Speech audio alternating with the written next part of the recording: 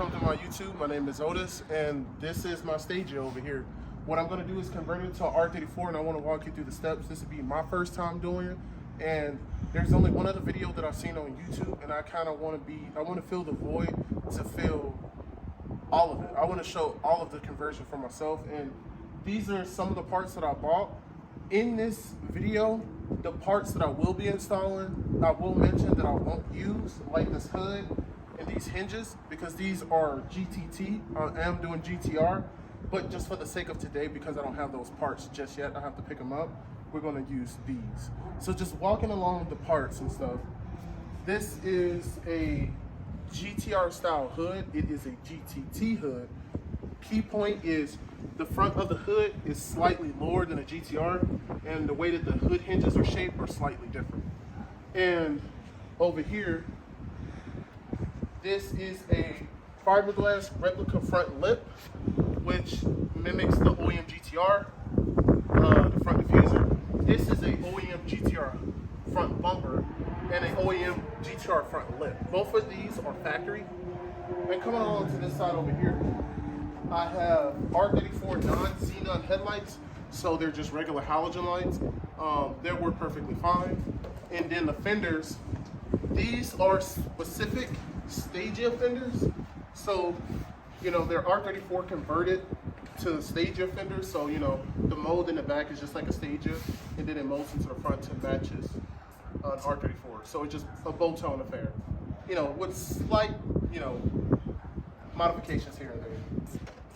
And then coming along to here, this is a GTT hood hinge support, a GTT hinge, well, GTT hood latch, and GTT hinges. The GTRs and GTT hinges are actually different. I'll show you at a later date what they actually look like, but they're totally different. So coming along to the car, this is my 1996 Nissan Stagea 25 RS, so it is non-turbo automatic RV25, and you know it's the base model. You know, I don't have the days front bumper, I don't have anything desirable on it. You know, so the way you see this going to the front end is going to be different. So let me take you through the process of converting it. So now let's pull the car apart and go through the process of right here. So this is my first time going through the process. So bear with me, it is my first time. So let's get into it. So I know I have to pull out the headlights. You know, there's a 10mm here from what I've already read online. There's a 10mm here, and let's just pull it off. Let's go.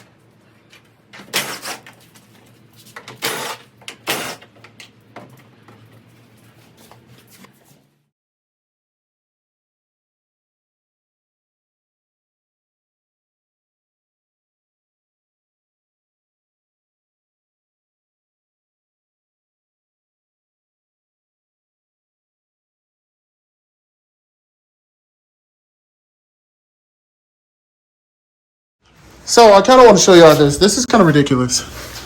So back off in here to remove the bumper. Oh, pretty kind of ridiculous. There is a nut. Where is it? It is kind of hard to see. Way off in there, that guy's way back there. You can kind of see it. It's like ridiculous. So it is holding a bumper on right here. So I got to remove that. Just wanted to show that.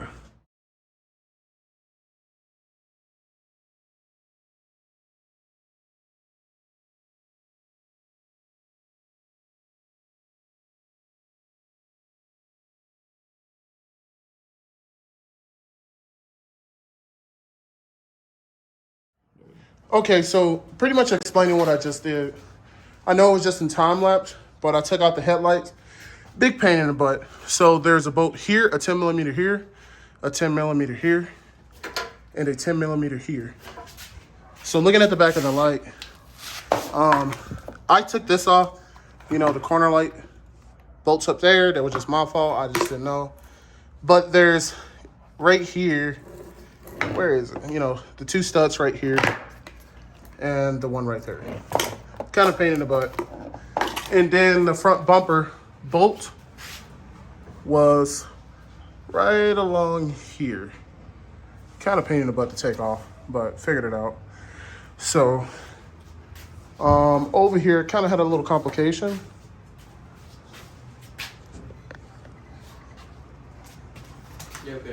Kind of had a little complication, so I had to cut one of the bolts out and strip. And then inside of the door, there's a 10 millimeter here, and then there is a 10 millimeter there. So pretty much what I'm doing now is coming along the inside. There's these Phillip head screws here, here. Here's another one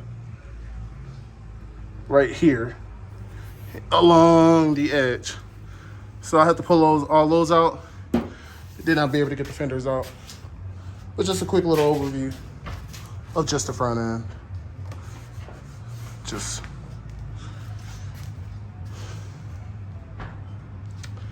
So from what I read online, I do have to cut these ends off right here, cut them off right there. And then the opening for the R34 headlights is a little bit wider.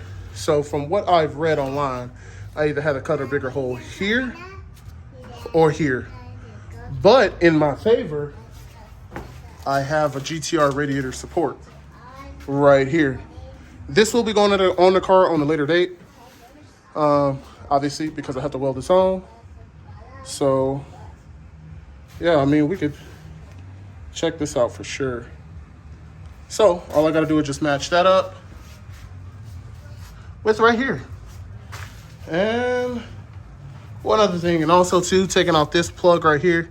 Got to push in this weird little piece right here to release the lights. That was kind of weird. Just a little shits and giggles, just quick. I just unscrewed it here. And, you know, just unscrewed the lights. So I didn't take my time of unplugging it. This car do have HIDs. Won't be reusing those. So, this is the process that I'm in right now, you know?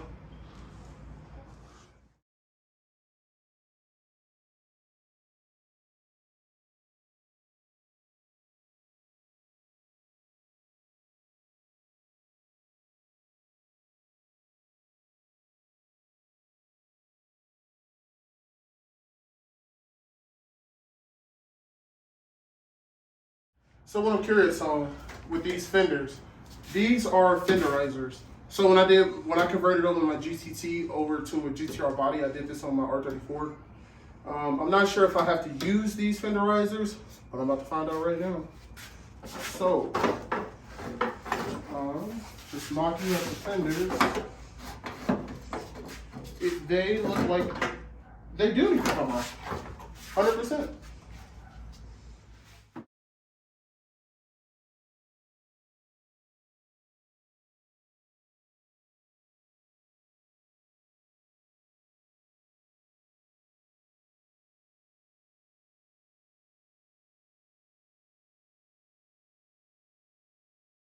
So let me show you what I was doing within that time lapse and show you exactly what steps I was actually doing. So the fender is just mocked on, it's not bolted on or anything like that. So let me remove the fender, get it out of the way. So what I was basically doing was the R34 radiator support. Basically, the radiator points right here are in the same position. This hole, just roughly eyeballing it, very similar. And also right here for the charcoal canister, these holes are roughly in the same spot. And just scooching over, this hole for the headlight mount is the same. Right here, it's missing a mount, which is on the R34 GTR one and the GTTs. But this is where we incur the issue, right in this radius. Because you see how this bends back and how it has a bigger opening right here. This is all the way farther back. On the Stagea, it's flat. So what I did, removing this bolt to give you a better view, I sliced it. Just like that. I know I could have went bigger, you know. It's very not professional, but I am welding in this radiator support, so that's not a big, huge deal. Didn't actually affect the integrity of the frame rail itself. Everything is still fine. Even the flange on the backside is still fine. But as you can see, the light does fit into position. Once I put the bolt in, like so,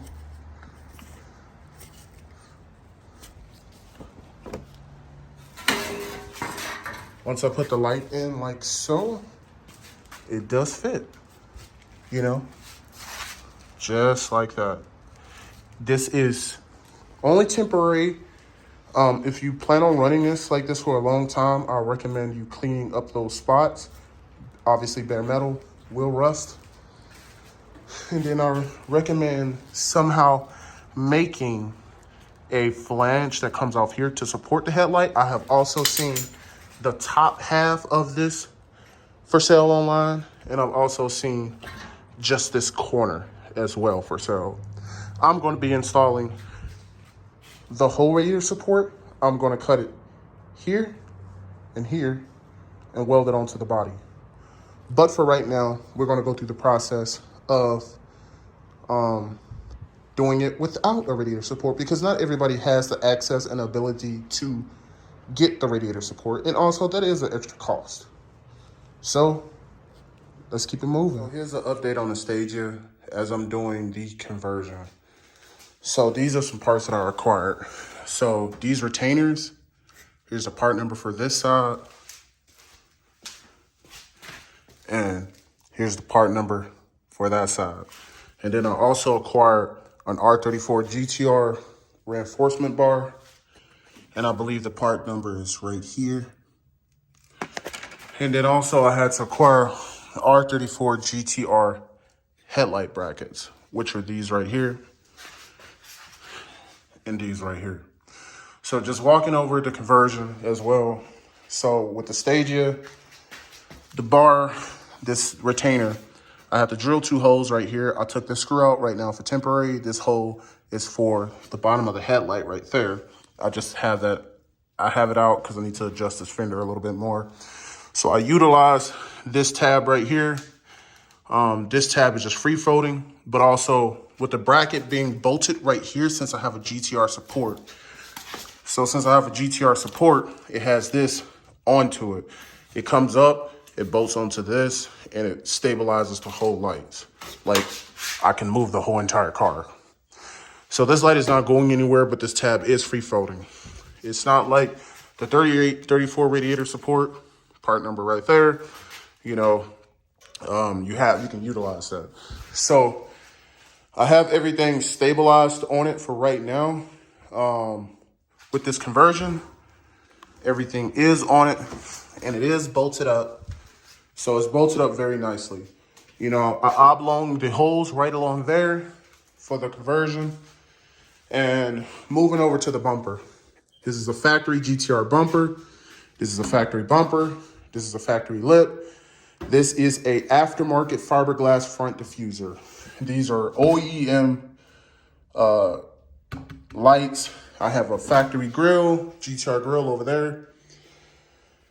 But anyway, this bumper should go on in theory with no problems. I'm also missing one other bracket. So doing this conversion requires a lot of little small brackets that you have to take into account for in pricing. So you will also need this piece right here, part number right here. You're going to need this upper piece to go here on the bumper. There's one other piece that goes under right along here, which bolts up to here. I am missing that piece. I am going to purchase that piece that bolts on the bumpers up there. And as far as here, I have to make my own holes because there's none here. So what am I going to do is get the bumper lined up first up here. Get everything lined up here.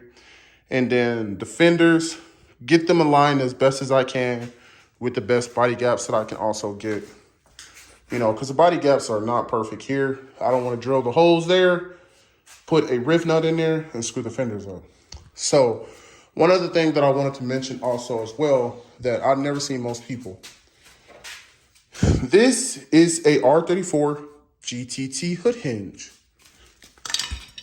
Coming along over here in my stash of parts. Make sure I grab the right side.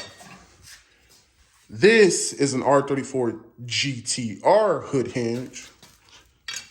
Notice the difference. This is a Stagea C34 hood hinge. Notice the difference? Obviously, this one's a lot shorter than these two, but also keynote as well. The bolt holes are actually in different positions. As you can see here, this is actually slightly shorter, but also take into account the height. This hinge is about 1 inch bigger than this. And maybe you can replace this little bolt right here and swap them over, but also take into account that this hole right here is in a different position than the Stagea one. And, you know, with the GTR, vice versa and stuff like that, you know, this is one of the part numbers for that, you know. I have the other one in hand, you know, just for reference and part numbers. So, you know, the conversion is coming along. And also, too, one thing you got to take into account that obviously the wiring is different, obviously, in the 34 than a Stagea. Because in a Stagea, this light is the fog lights. This is the high and low beam. But on the R34, that's the high beam, that's the low beam, and that is like the daytime running light. Obviously, this is a turn signals. 34s don't have fog lights. Yes, they were an option that you can get on the car, which they did mount here. So I'm just going to get aftermarket fog lights, mount them either here or right there. But I will cross that bridge once I get to that point. So coming along to the conversion as well, you know, the hood hinges bolts right here, you know, figuring that out. There is this little weird piece for the Stageas that do also go in here, somewhat like so. It goes in just like that, just to pretty much fill up that gap over there. You know, the hood is going to fix all that. And then here as well on the bottom, you know, I had to drill a hole for this to fit this piece. This piece is just held on by double-sided tape and just has these two nuts in it. You can take them off your factory ones, very easy. If you do get a fender like mine that don't have the holes, you can pre-drill them. I also have Series 2 factory side skirts. The other pieces are up top right there. You know, they have the factory, you know, holes and spots and stuff like that. I'm just going to use very thick double-sided tape because this is fiberglass and I don't want to risk of damaging them. So, you know, they go on perfectly like that, like just like stock. I mean, they are stock, but just the fenders. So, you know, coming through, still working on the body gaps and stuff like that and realigning and figuring out the whole shebang with the hood. It's coming along very greatly. This is just an update in the process. I will keep you guys posted on the process and how the things go. And let me just mount the bumper just for reference. Let me take this piece off right there and lift the bumper into position. Also, take keynote, there are slots right there on both sides for the bumper. Just aligning it. You know, it's kind of difficult to do it by myself. So, aligning the brackets there and aligning the brackets Oh, running into a problem right here with this light. I need to figure out adjustments on that as well. Getting the bumper on there. Just like so. Perfect, my guys. Perfect. You know? Obviously, it's sagging here because it's not bolted up there, clearly. But you get the great idea. This conversion is coming along pretty good. I got the bumper slightly mounted. I still have to put in a radiator support, but I'm trying my best right now to get everything perfectly aligned and make everything look very nice and neat. It's actually very, very simple and straightforward if you have the right skills. It is not too bad. It gives that mean look to it. It makes the car look a lot lower, man. It's crazy.